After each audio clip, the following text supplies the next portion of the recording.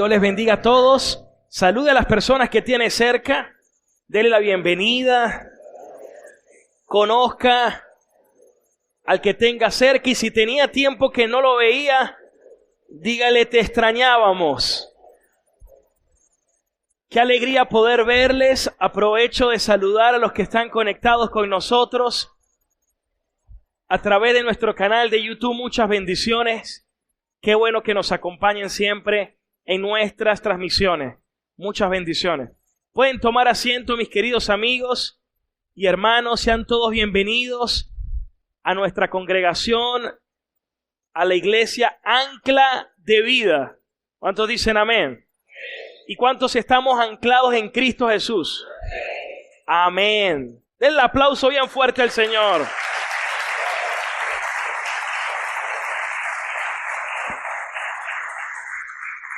Qué bueno estar juntos y crecer juntos en el Señor.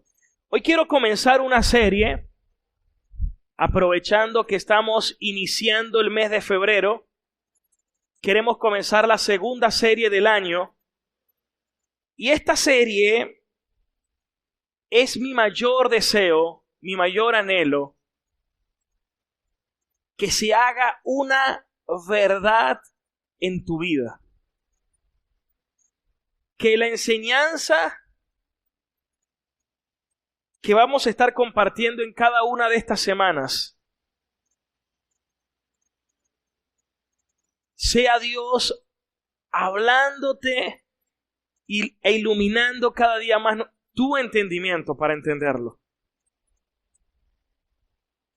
Y tiene que ver con qué es el Evangelio y cómo es que el Evangelio lo engloba todo. Cómo es que el Evangelio impacta todas las áreas de la vida. Cómo es que el Evangelio lo necesitamos todos los días. Y cómo esto transforma nuestra óptica, nuestra manera de ver las cosas, nuestra manera de vivir. Mi intención es que tu vida sea radicalmente transformada en esta serie. Oro al Señor por eso. Quiero que me acompañen a leer Colosenses capítulo 1, versículo 1. Si puede, le baja un poquito. Colosenses capítulo 1, versículo 1. Dice así la palabra del Señor. Pablo, apóstol de Jesucristo, por la voluntad de Dios, y también el hermano Timoteo. Versículo 2. A los santos y fieles hermanos en Cristo que están en Colosas, gracia y paz sean ustedes, de Dios nuestro Padre y del Señor Jesucristo. Siempre orando por ustedes, damos gracias a Dios, Padre de nuestro Señor Jesucristo, habiendo oído de su fe en Cristo Jesús, y del amor que tienen hacia todos los santos, a causa de la esperanza que les está guardada en los cielos, de lo cuales ya han oído por la palabra verdadera del Evangelio, que ha llegado hasta ustedes, así como a todo el mundo, y lleva fruto y crece también en ustedes, desde el día que oyeron y conocieron la gracia de Dios en verdad. Amén. Hoy quiero compartir y comenzar una serie que lleva como título Una vida centrada en el Evangelio. Quiero que todos lo podamos decir a la cuenta de 3 juntos. 1, 2, 3. Una vida centrada en el Evangelio. Todo ser humano tiene una cosmovisión. Todo ser humano tiene una manera de ver la vida. O puede tener una mezcla de varias filosofías Y todas esas filosofías juntas conforman la manera de cómo él ve el mundo, su cosmovisión. Cuando yo converso con alguien y escucho ciertas palabras, rápidamente puedo identificar cuál es la cosmovisión de las personas. Alguien puede decir, por ejemplo, bueno, al fin y al cabo, todos pueden tener razón. Bueno, con esa frase ya yo sé que una de las filosofías que prela en su mentalidad es el relativismo, por ejemplo. Cuando alguien dice, bueno, lo importante es que funcione. Bueno, yo rápidamente sé que la persona tiende al pragmatismo como filosofía de vida. Cada frase de cada persona, tú sabes más o menos en qué cree por sus palabras. Hay gente que dice, no, yo no tengo tiempo porque es que si yo no trabajo no como. Esa es una manera de pensar en la cual se cree la persona muy autosuficiente de todo lo que le ocurre en su vida. Y les voy a decir algo. Usted hoy en día, en este siglo, a la fecha de hoy, febrero del 2024, usted reúne a 20 cristianos y los escucha a los 20 y estamos en medio de tanto peligro que usted escucha a 20 cristianos y lamentablemente tienen filosofías de vida diferentes, maneras de pensar distintas, al punto que uno se pregunta cómo es posible que cada quien piense tan distinto si tienen un solo Dios y si deben ser regidos por una sola escritura y por una sola fe, como dijo Pablo. ¿Y sabes cuál es la conclusión? Que estamos inmersos en medio de un mar de confusión. Y por eso hay tanta confusión.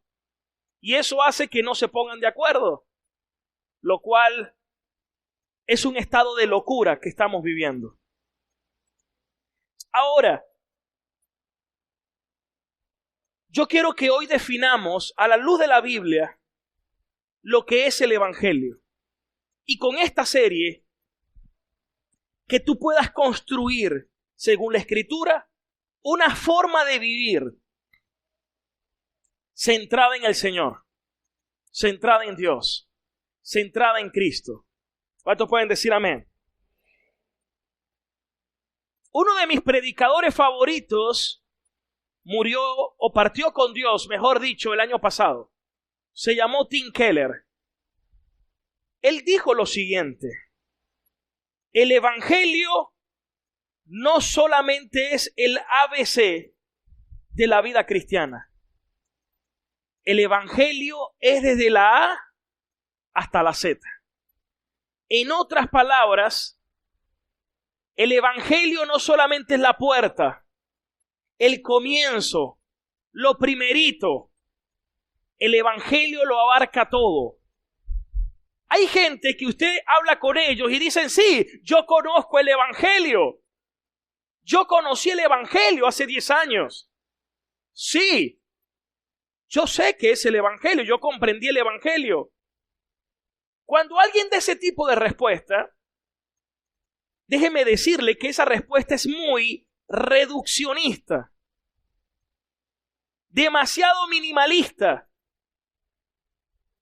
Es una manera demasiado simple. Y les voy a decir algo. El Evangelio lo abarca todo. Porque cuando yo estudio la Biblia, los 66 libros de las Sagradas Escrituras, toda la Biblia me habla de una sola historia. Y toda la Biblia está relacionada con un hilo desde Génesis hasta Apocalipsis. Y hay una gran historia de Dios. Y una gran historia de redención. Y todo esto nos comunica el Evangelio. Esto impacta toda la vida del ser humano. Si alguien dice una respuesta como la que acabo de decir, lamentablemente conoce prácticamente nada o muy poco de lo que es realmente el Evangelio. En la medida que conozcas esto, vas a crecer en gracia, sabiduría, entendimiento, y va a transformar todas las áreas de tu vida. Porque el Evangelio lo puede transformar todo. El Evangelio transforma tu manera de vivir, tu manera de ser, tus relaciones, tu trabajo, tu propósito, tu mentalidad, tus relaciones interpersonales, la crianza de tus hijos, el hogar. Necesitamos comprender esta verdad. Y de eso voy a estar compartiendo en esta mañana. Lo primero que quiero que hagamos es que juntos definamos, ya esto lo he predicado muchas veces, pero este aspecto lo quiero repasar para partir de ese punto y desarrollarlo. Y la primera pregunta es, ¿qué es el Evangelio? Me gustaría escuchar dos de ustedes. Si usted ya ha escuchado mis prédicas y ha sido diligente, usted sabe la respuesta. Pero me gustaría escuchar a alguien que tal vez no me había escuchado definir esto. ¿Qué es el Evangelio? ¿Qué es lo primero que te viene a la mente? Ojo, aquí todos somos hermanos, amigos, o estamos en confianza, mejor dicho, es lo que quería decir. Estamos en confianza y no nos sintamos intimidados por si nos equivocamos. Lo importante es que estamos construyendo. Entonces quiero que respondamos, ¿qué es el Evangelio? ¿O qué te viene a la mente con el Evangelio? Me gustaría escuchar. A ver, levante la mano por allá. Una buena noticia, excelente. ¿Cómo? Poder de Dios, excelente. La vida de Jesús.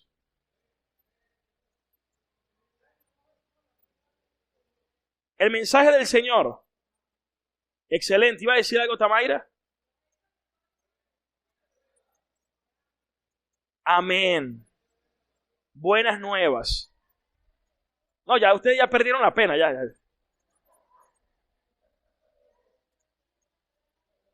Amén, amén. Gloria a Dios. Ustedes son comunicadores. Bueno, vamos a definirlos todos juntos. Vamos a definirlos todos juntos.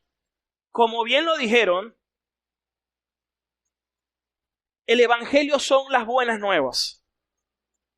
El Evangelio son las buenas noticias. Solo que cuando a mí me dicen, yo pregunto, ¿y cuáles son las buenas? Alguien me dice, Marcel, te tengo muy buenas noticias. Y yo, ¿eso es todo? Sí, te tengo buenas noticias. ¿Cuáles son las buenas noticias? Eso es lo que estamos esperando. Entonces sabemos que el Evangelio son buenas noticias, pero tenemos que definir cuáles son esas buenas noticias. Y aquí tenemos una definición. Ya le voy a decir cuáles son las noticias, pero primero le tengo que decir esto. Si la podemos poner por allí, la definición, aquí está. Son las buenas noticias de los hechos históricos salvadores de Cristo. Ahora, yo tengo que preguntar cuáles son esos hechos históricos salvadores de Cristo, porque en eso consiste el Evangelio. Bueno, la respuesta yo no se las vengo a dar, sino que se la va a responder el mismo apóstol Pablo. ¿Qué les parece? Y a mí esto me parece tan maravilloso, porque yo muchas veces en un pasado me preguntaba, o me hacía algo que me hacía mucho ruido, era si Cristo o Pablo estuviesen presentes hoy,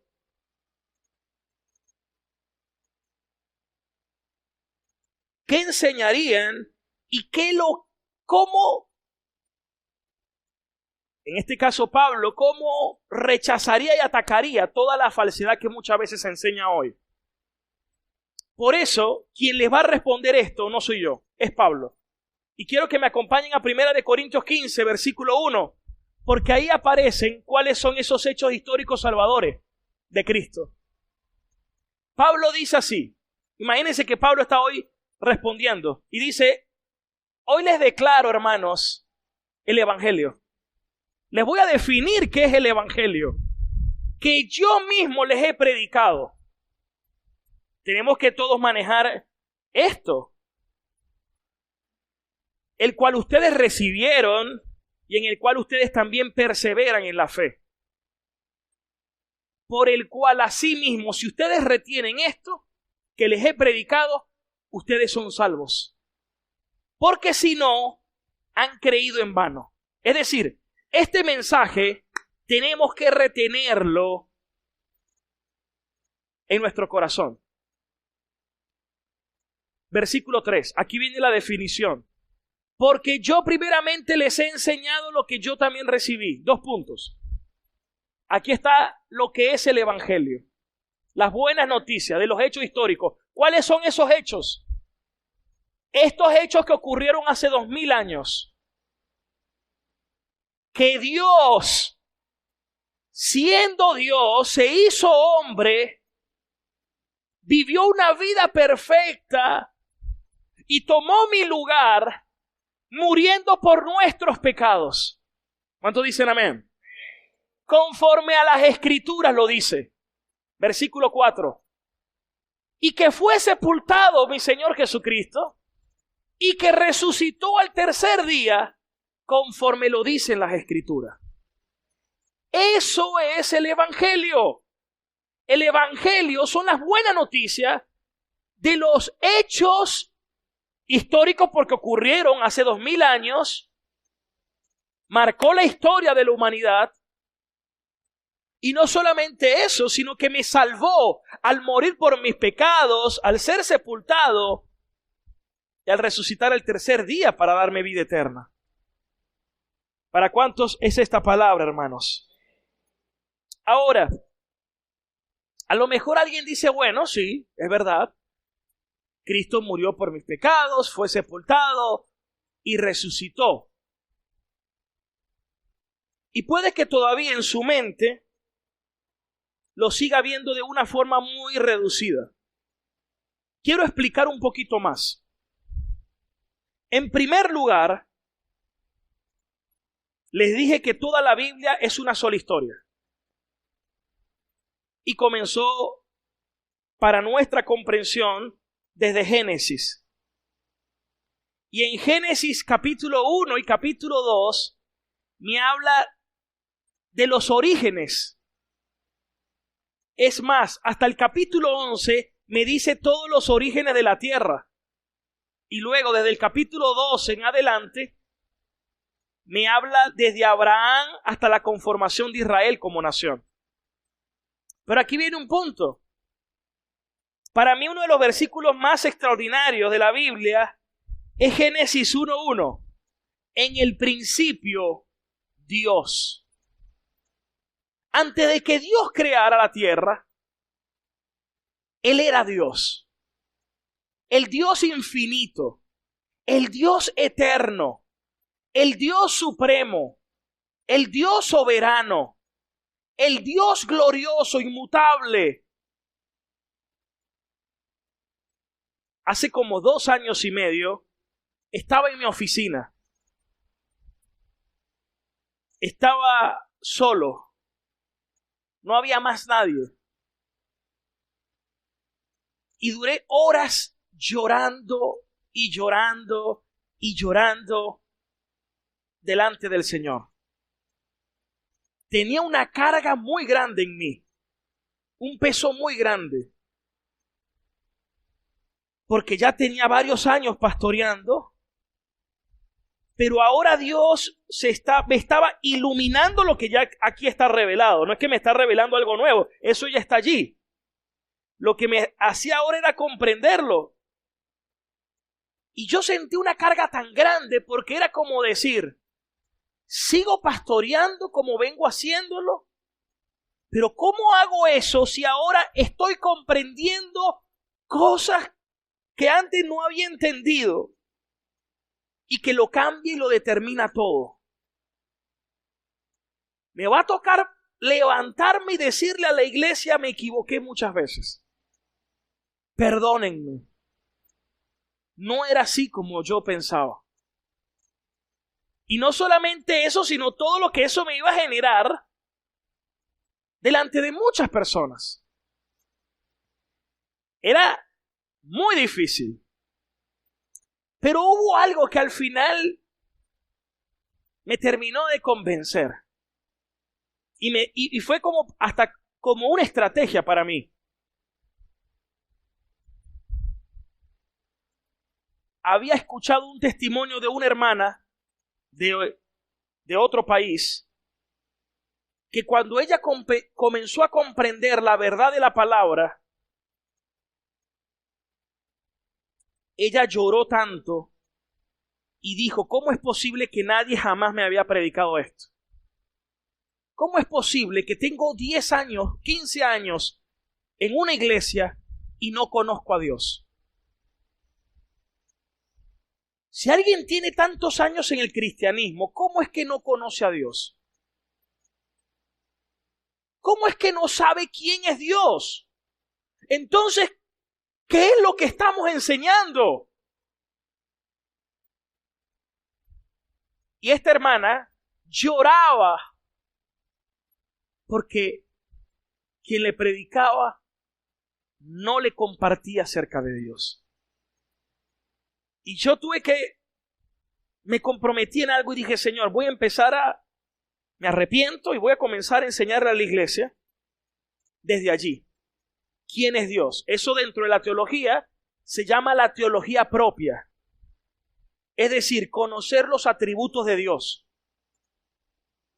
el cual me gustaría que todos investiguen, que no se conformen con lo que yo les predico, que ustedes sigan construyendo y creciendo. Tengo varios libros de esto, incluso físicos y digitales. Los digitales se los puedo pasar a todos, para que ustedes vayan conociendo quién es el Dios de la Biblia. Porque la mayoría de la gente no estudia la Biblia. Es más, muchos las tienen abiertas así en la sala, pero no las estudian. O solamente estudian los versículos que les gustan. No, es que yo leo todos los días el Salmo 23 y el Salmo 91. Dios me habla tanto. Ajá, y toda la palabra de Dios no te importa. Toda la escritura es inspirada por Dios. Útil para enseñar, para corregir, para redarguir, para instruir en justicia, a fin de que el hombre de Dios sea perfecto y enteramente preparado para toda buena obra. Entonces yo te quiero narrar, tengo el desafío de narrarte hoy un resumen sencillo de lo que la Escritura nos narra a lo largo de la Biblia. De una u otra forma, es una predicación netamente teológica. Pero le pido a Dios que me dé gracia de nuevo y una fácil comprensión y transmisión de este mensaje. El primer aspecto que vemos en Génesis 1 y 2 es que Dios es Dios. En el principio Él es Dios. Él es, uno de los atributos de Dios es la aceidad de Dios. Él es autoexistente. Él no necesita ni de ti ni de mí. No es que Dios te creó porque Él te necesitaba, como muchos predican falsamente. No, Él es perfecto y completo en sí mismo. Y dice la palabra en Colosenses 1:16, vamos a leerlo, Colosenses 1:16. Es más, hoy estábamos leyendo Colosenses hace un momento, y Pablo dice algo que por Él fueron creadas todas las cosas. No por ti, no por mí, sino ¿por quién? Por Él. Las que hay ¿dónde? En los cielos. ¿Y las que hay ¿dónde? En la tierra. Las visibles y las invisibles. Los tronos, los dominios, los principados. Todo fue creado por medio de Él y para los propósitos de Él. Es decir, Dios no necesita de mí. Yo necesito de Dios. ¿Cuántos pueden decir amén?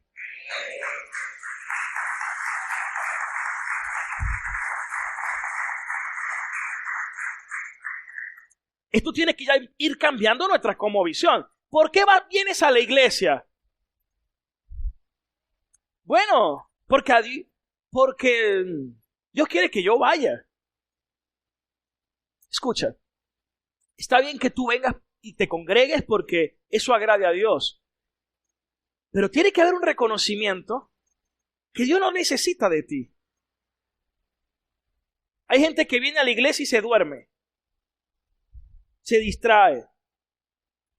Creen que necesita de nuestro tiempo, dinero, servicio. No. Él es Dios. Y si no lo hace, Él va a cumplir su voluntad. Él es soberano. Yo soy el que necesito a Dios. Yo soy esa oveja que necesita ser rescatada por el buen pastor, que es mi Señor y mi Salvador. Ahora, quiero que veamos un gráfico y que no se les olvide nunca este gráfico. Génesis 1 y 2 me enseñan que todo estaba bajo bendición. Dios todo lo hizo bueno, hermoso. Dios hace conforme a su naturaleza. No hay otra forma, esa es su naturaleza. Pero en Génesis 3 se nos presenta la caída del hombre. Y cómo la caída del hombre, el pecado, por eso hay un descenso, por la caída, todo pasó de estar bajo bendición a todo estar bajo maldición. Producto del pecado del hombre.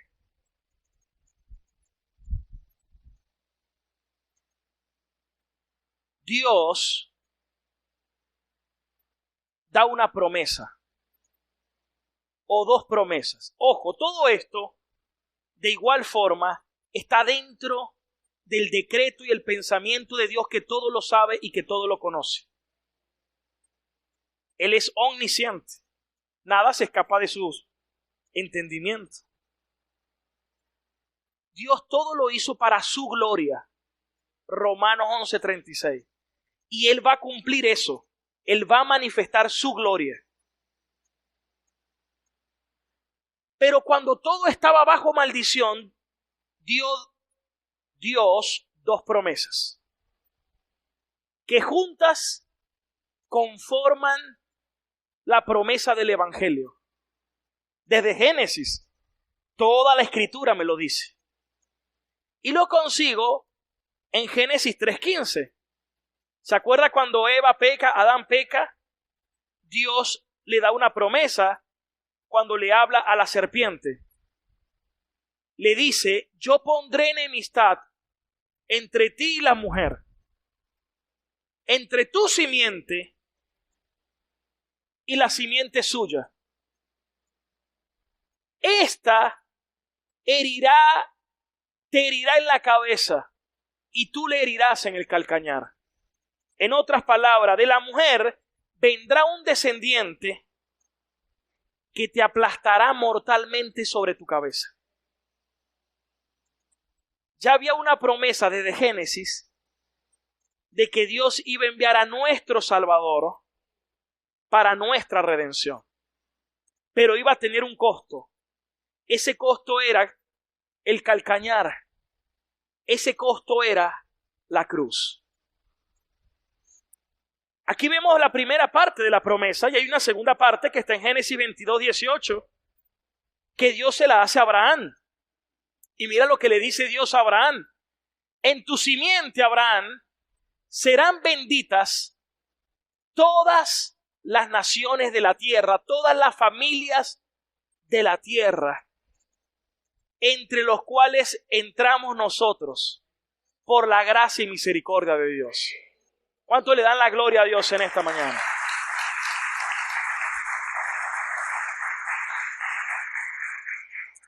Ahora, ya sabemos que Dios creó todo bajo bendición. Dios lo hizo bueno. Dios es Dios. Pero luego vemos que hubo una caída. Ahora, ¿qué ocurrió en la caída? Ocurrió la muerte espiritual. Y aquí viene un punto importante que quiero que todos estén atentos. Porque esto que te voy a decir marca tu vida tremendamente, radicalmente. Dice Romanos capítulo 6, Pablo dice que todos tenemos un amo, un señor, y que todo ser humano es esclavo. Eso Pablo lo desarrolla en Romanos 6. Todo ser humano tiene un amo, un señor, y todos somos esclavos. La pregunta es ¿a qué o a quién? Hay dos opciones que plantea Pablo. O eres esclavo de Cristo, porque así aparece en griego, doulos, esclavo de Cristo. Él es tu amo, tu Dios, tu Señor, y gobierna tu vida. O eres esclavo del pecado. Y el pecado es lo que controla y gobierna tu vida. Pero todo ser humano, cuando nace, ya viene con la naturaleza de pecado. Quiero que oigas esto. Nosotros no somos pecadores porque pecamos. No. Nosotros pecamos porque ya somos pecadores. Porque todo lo que sale del corazón es inclinado a lo malo. Y hoy, cuando tú vienes a la iglesia, algunos dicen, pastor, yo tengo luchas con la pornografía. Claro, esa es la condición del corazón del hombre. Yo tengo lucha con la adicción. Eso es parte de la naturaleza caída. Yo tengo problema con la mentira. Por supuesto, esa naturaleza de pecado te domina. Yo tengo problemas en mi matrimonio. Siempre parecemos perros y gatos. Eso es parte del corazón del hombre. Pastor, ya no me aguanto ni siquiera yo mismo. Tengo problemas con la ira. Tengo problemas de ira. Eso es la condición del hombre, del ser humano. Tengo problemas con la envidia. Así somos. Tengo problemas con cómo llevo mi vida. Es un desorden, es un caos. Por supuesto. Eso es normal. Eso a mí no me impacta porque la Biblia me dice todo eso que hace el hombre. Dice Romanos 3:10 que no hay ni uno solo justo. Ni uno solo. No hay quien haga lo bueno. No hay quien busque a Dios. Dice Jeremías 17 que el corazón del hombre es engañoso, perverso. Y humanamente no tiene remedio. Humanamente.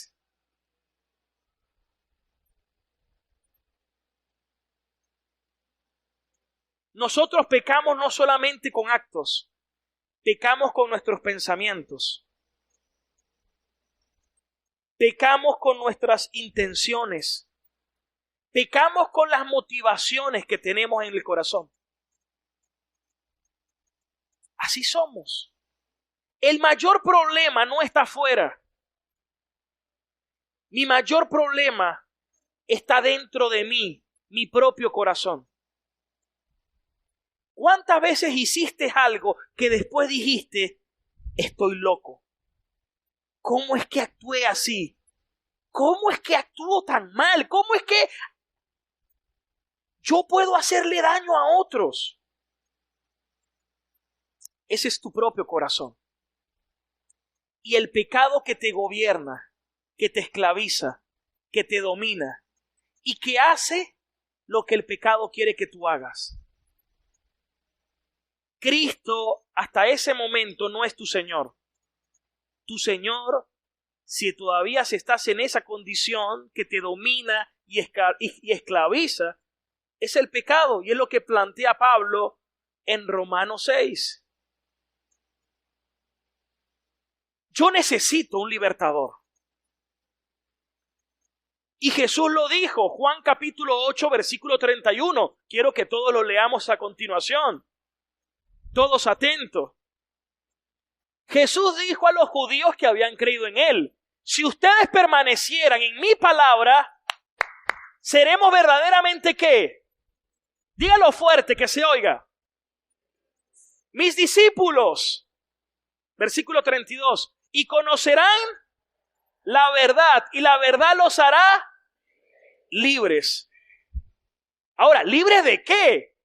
A lo mejor el judío pensaba libre de los romanos de una vez por todas. Pero Jesús no estaba hablando de liberarse del imperio romano para aquel momento. No, miren lo que dice el verso 33.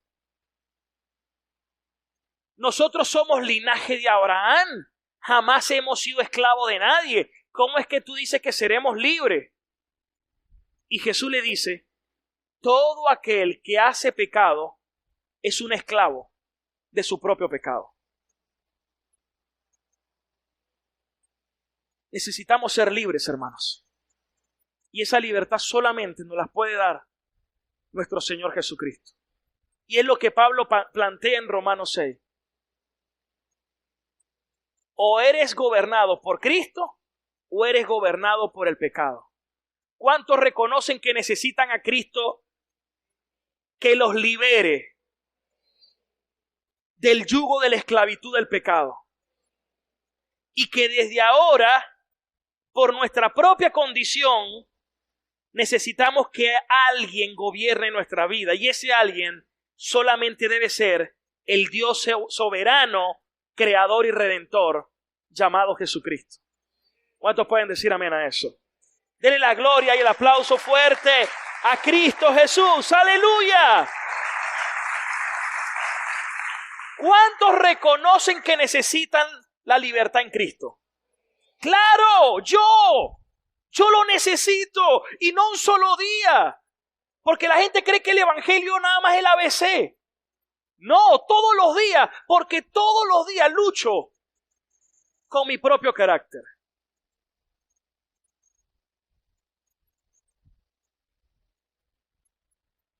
Lucho conmigo mismo.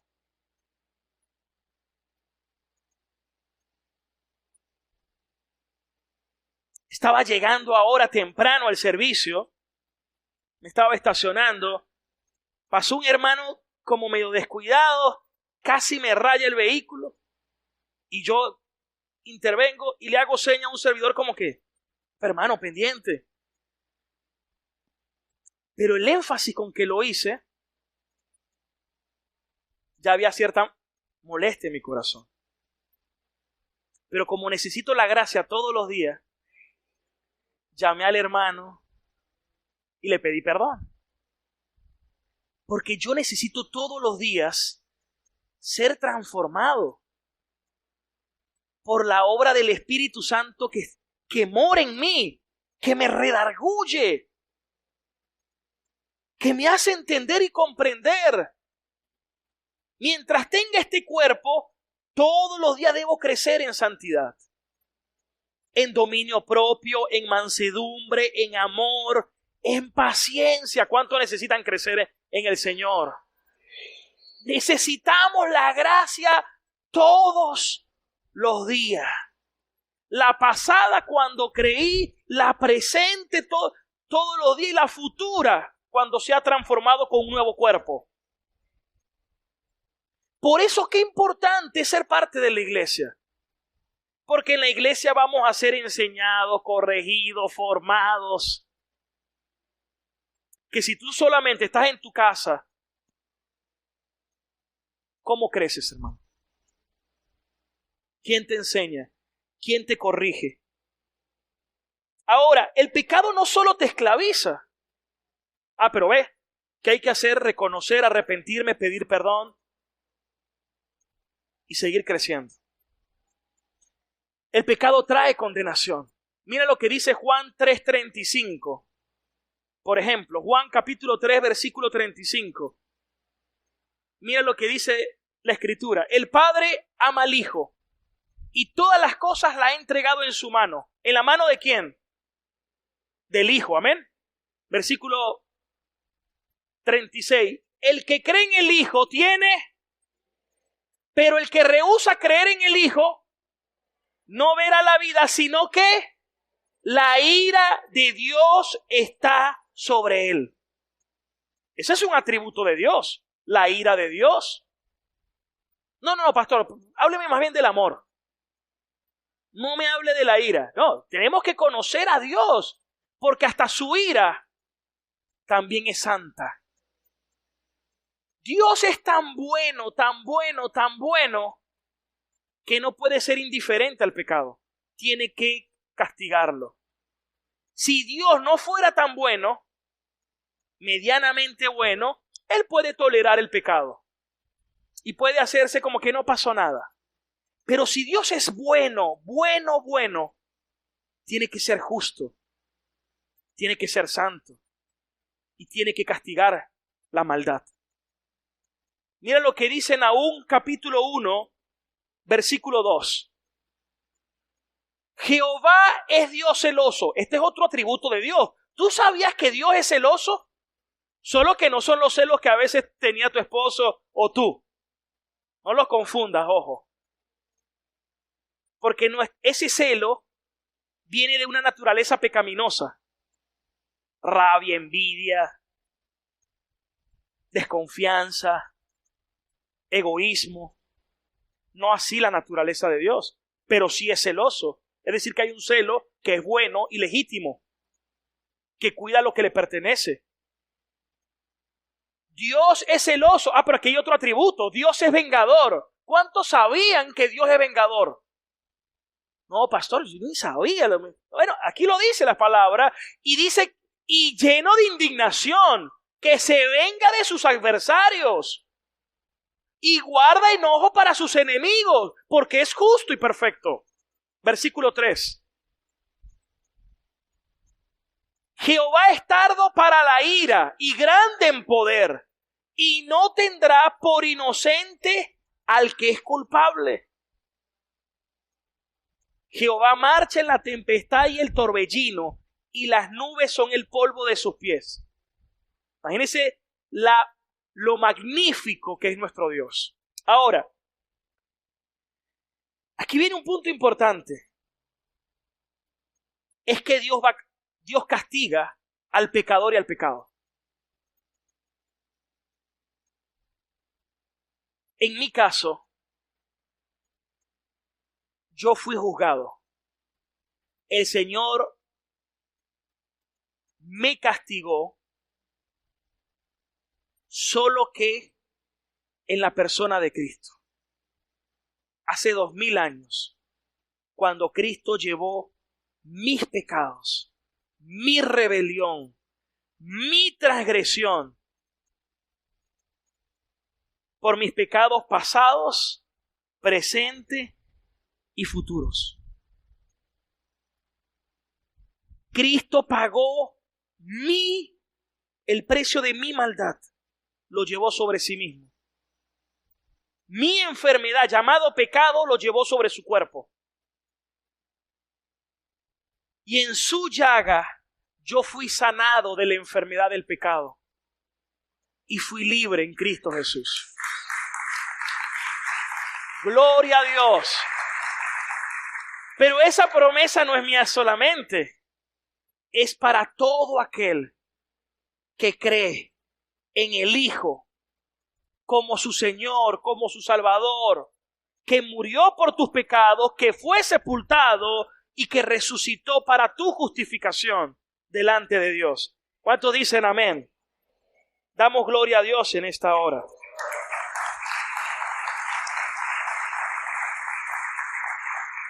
Ahora, quiero que veamos otra gráfica.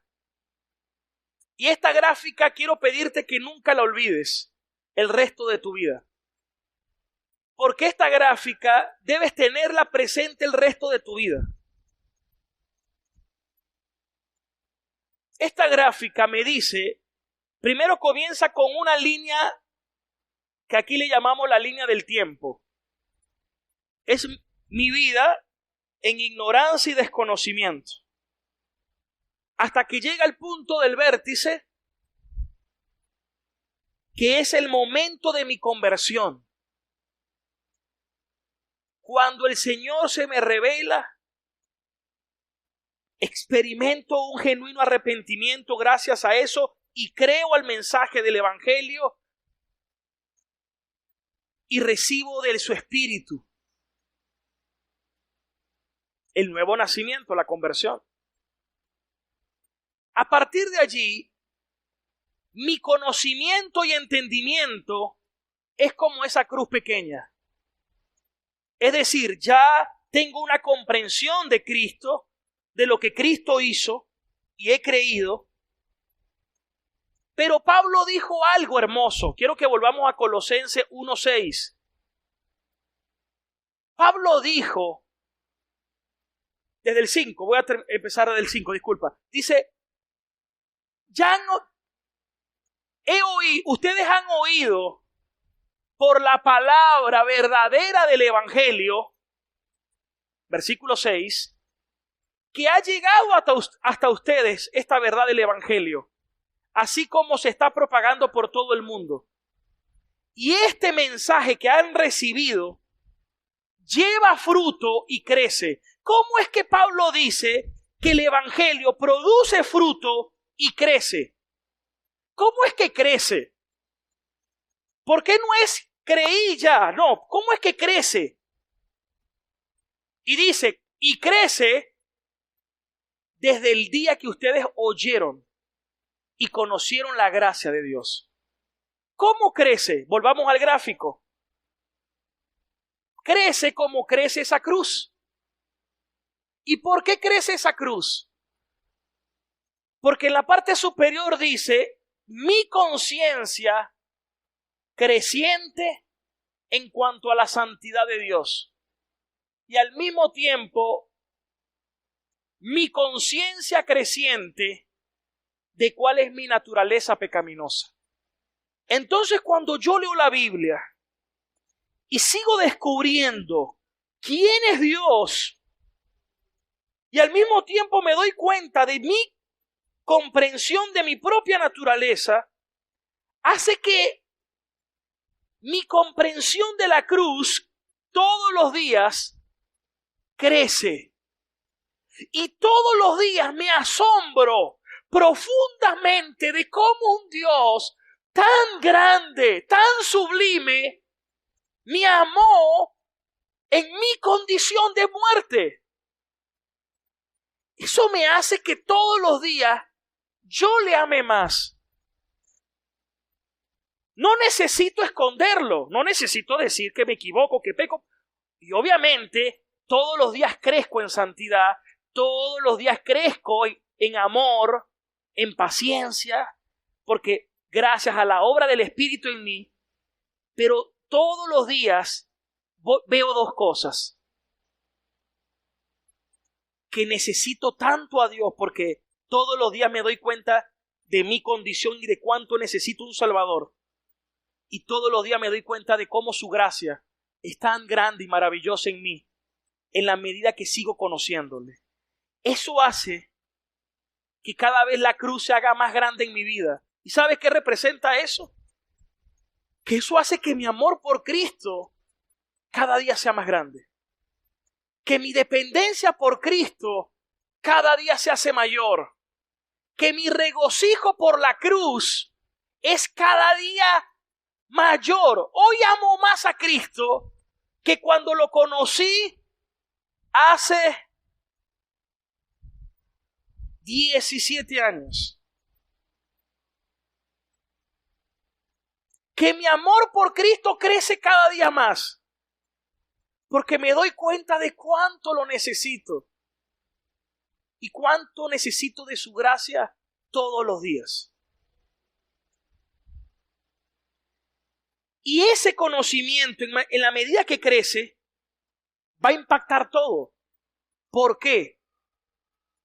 Porque ahora cuando yo veo a mi esposa, por ejemplo, observando mi matrimonio introspectivamente,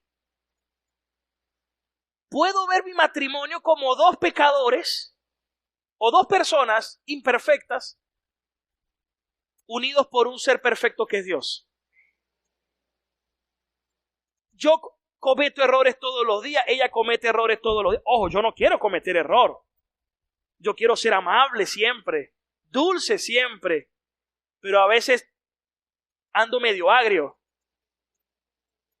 y le doy ciertas respuestas que no son como yo quisiera tenerlas siempre, y viceversa.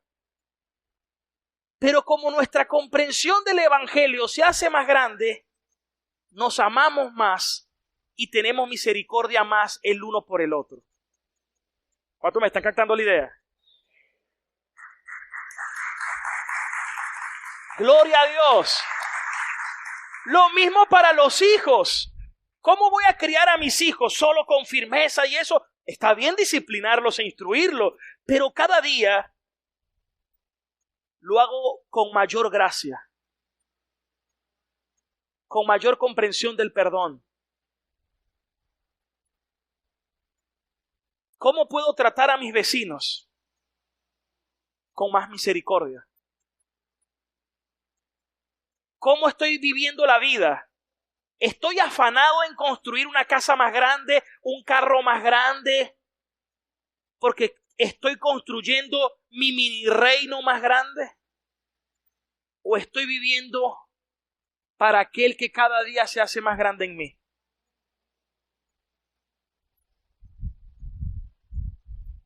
¿Cómo veo a los demás? ¿Como que yo soy mejor o más grande o más? ¿O los puedo ver con misericordia?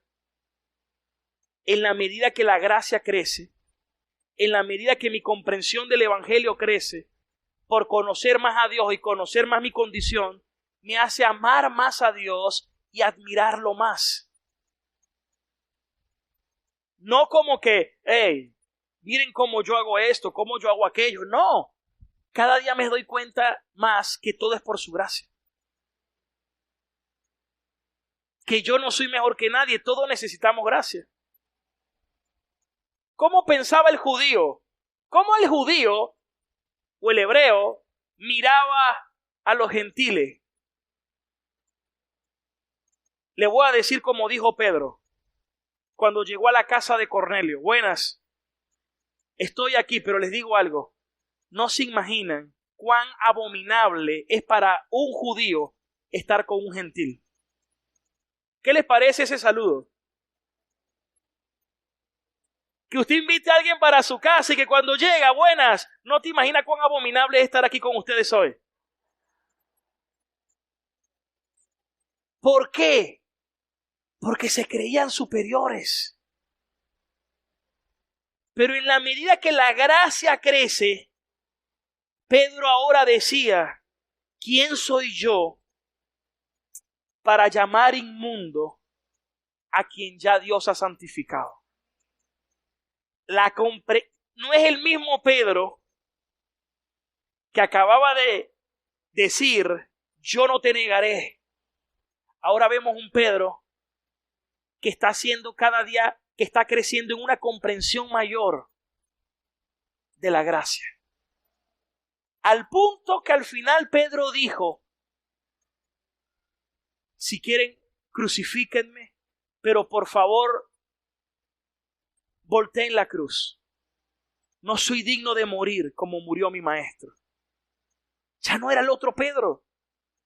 ¿Cómo es que ahora Pedro tiene tanta fuerza, valentía y convicción? Porque la gracia crecía, daba fruto y sigue creciendo. El Evangelio lo cambia todo. Y si tú crees en el Evangelio te va a transformar todos los días, cada día más. Eso es vivir una vida centrada en el Evangelio. Gloria a Dios. Vamos a estar de pie, hermanos.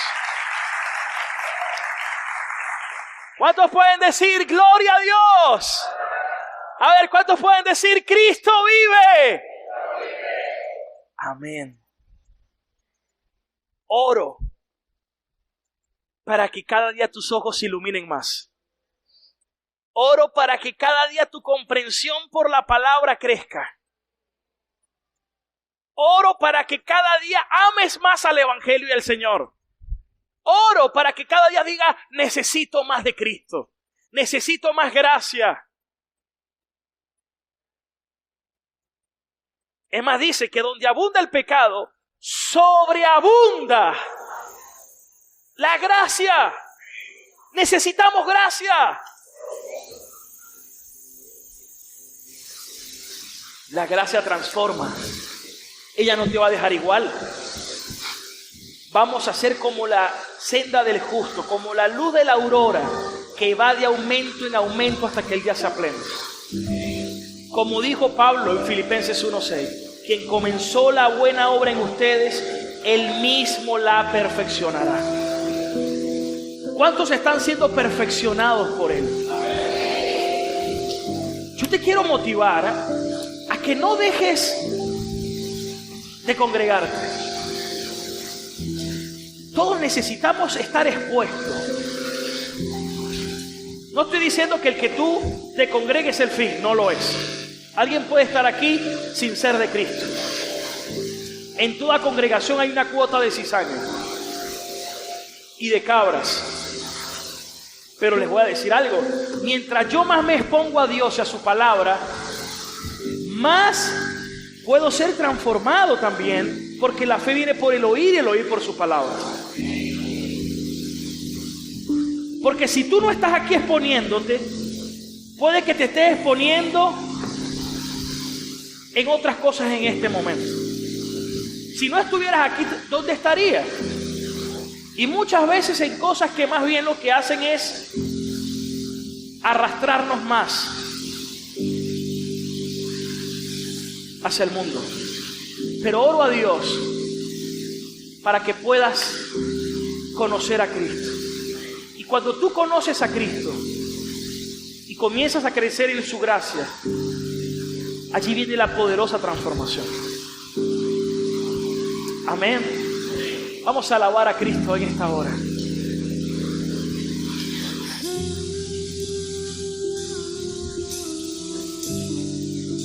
No hay otro nombre igual, Jesús.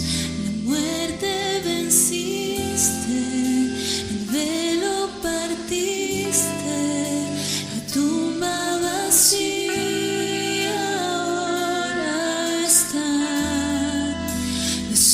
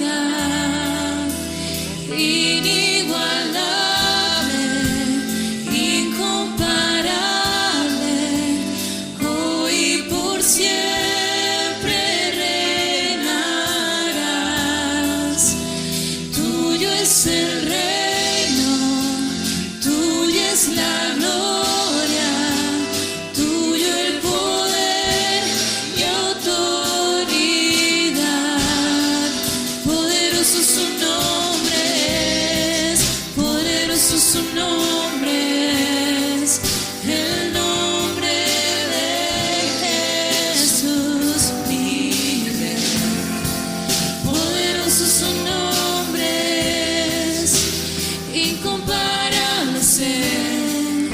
Poderoso su nombre, no hay otro nombre. Poderoso su nombre, poderoso su nombre, el nombre de Jesús, mi Rey. Poderoso su nombre, incomparable ser. Poderoso su nombre no hay otro nombre.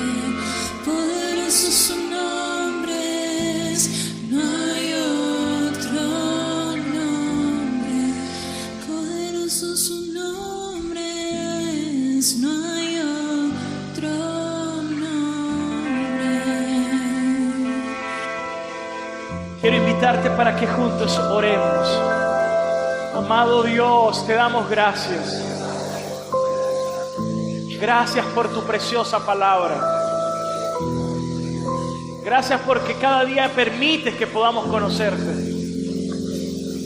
Y que nuestro amor por ti pueda crecer porque tú me amaste primero.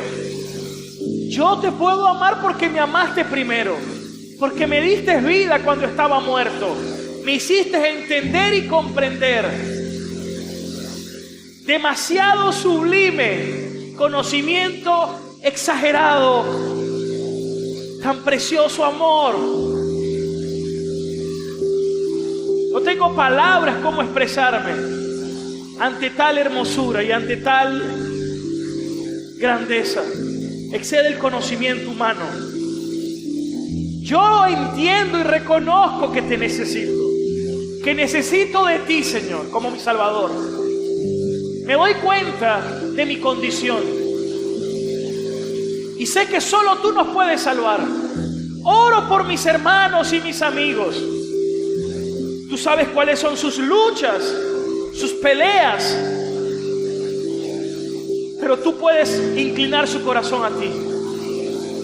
Para ti no hay nada imposible. Señor, abre sus ojos. Porque tu palabra dice que el príncipe de este siglo ha cegado el entendimiento de muchos. Quita ese velo, esa ceguera. Y haz que mis ojos te puedan ver, que mis ojos te puedan contemplar y que yo pueda contemplar tu hermosura, observar tu grandeza y reconocer tu belleza. Te necesito, Dios. Dame libertad. Dígaselo. Tu palabra dice que solo Cristo nos puede dar verdadera libertad. Y que cada día puedas crecer en esa libertad en Cristo, en esa comprensión de la verdad. Gracias, Señor.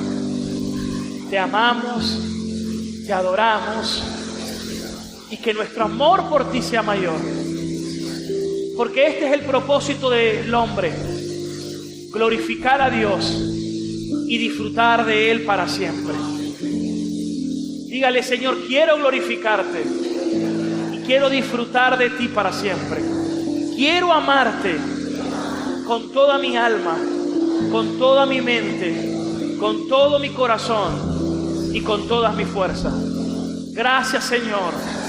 Es en el nombre de Cristo Jesús. ¿Saben?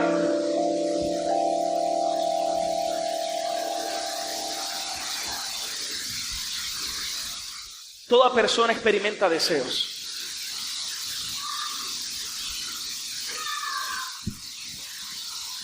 Cuando alguien está en la esclavitud del pecado, tiene una voluntad esclavizada y su deseo es al pecado cada vez más. Pero cuando Cristo viene y te libera, va a comenzar a crecer algo: su amor en ti. Y va a llegar un momento donde su amor por Él va a ser mayor que cualquier otro deseo. oro para que ese sea el amor y el deseo que te controle. El de hacer la voluntad del Señor. ¿Cuántos dicen amén? Dele la gloria a Dios en esta hora.